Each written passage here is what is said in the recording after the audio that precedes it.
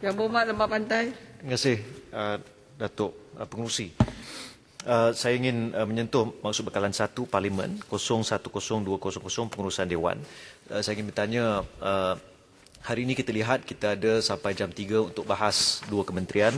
Dalam hari-hari yang akan datang, jumlahnya lebih banyak. Adakah kita akan mendapati waktu pembahasan itu disingkatkan? Saya rasa ini tidak patut berlaku, dan saya turut serta bersama-sama dengan Yang Berhormat Paul Dickson untuk menegaskan bahawa kita perlukan satu undang-undang perkhidmatan Parlimen, dan komitmen itu perlu ada, dan saya harap boleh dibentangkan dalam masa terdekat.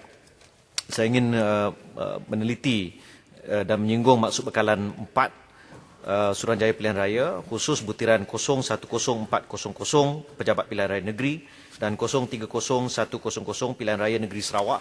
Adakah pihak SPR berniat untuk mengumumkan sama ada apakah perancangan dalam keadaan norma baru dari segi kesiapsiagaan, terutama dari kalangan petugas-petugas SPR. Kita dengar ramai yang merasakan tidak mahu berkhidmat dalam keadaan COVID. Dan saya ingin bertanya kepada pihak kerajaan juga, adakah berniat untuk mengumumkan darurat sama seperti Parlimen Batu Sapi bagi Parlimen Gerik dan juga Dun Sibuga, dan juga sekiranya negeri Sarawak, ya, Dunnya dibubarkan, adakah pihak kerajaan juga berniat untuk mengumum darurat bagi seluruh negeri Sarawak.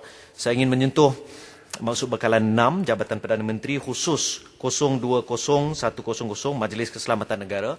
Saya ingin bertanya, apakah rasional perubahan-perubahan kepada SOP?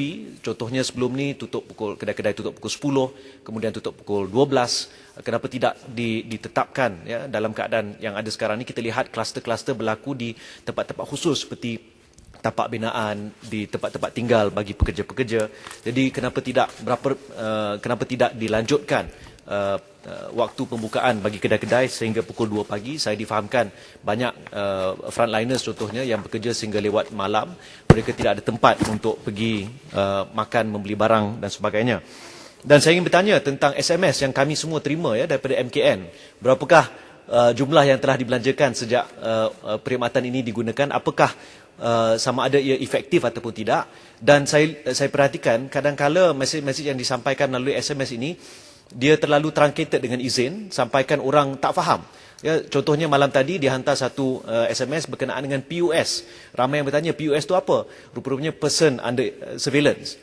Jadi mereka tak faham dan konteksnya tak ada dalam SMS ini. Berapakah yang telah dibelanjakan? Apakah ia akan diteruskan selepas ini?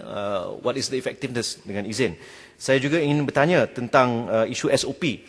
Kita lihat seringkali diubah-ubah, mungkin hari demi hari. Contohnya pada satu hari 2 orang dalam satu kereta, kemudian diubah ke 3 orang dalam satu kereta. Apakah rasional dari segi scientific basis, ya, untuk perubahan-perubahan SOP ini? Sama seperti isu kuarantin dari Sabah, mula-mula kita lihat 14 hari, kemudian disingkatkan ke 3 hari. Apakah asas saintifik untuk perubahan-perubahan SOP ini? Saya ingin menyinggung butiran 020500 NADMA.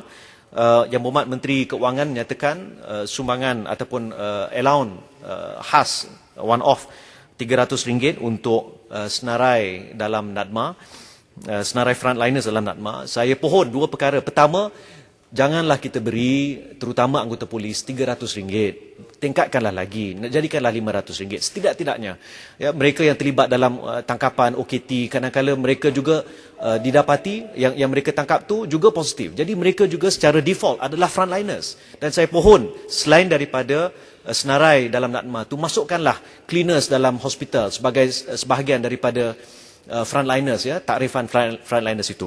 Dan saya pohon juga, janganlah dijadikan masalah dahulu setengah-setengah orang saja yang layak untuk menjadi frontliners.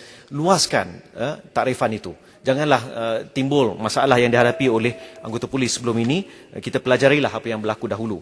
Saya ingin menyentuh 040200 Mawib dan juga 040300 Jawi. Sama seperti Pontian, saya ingin bertanya, apakah jangkaan kutipan zakat bagi tahun 2020 dan 2021? Kerana kita tahu kutipan zakat ini digunakan untuk membantu warga Kuala Lumpur, khusus, ya, mereka yang perlukan bantuan, dan apakah perancangan sekiranya kutipan itu berkurangan pada tahun hadapan. Dan akhir sekali, saya ingin bertanya tentang 080-100 pembaikan dan penyelenggaraan SRA, Siraj dan Kafa. Bilakah Sekolah Rendah Agama Umar Abdul Aziz dapat dikembalikan operasinya di Masjid Negara? Sekian, terima kasih.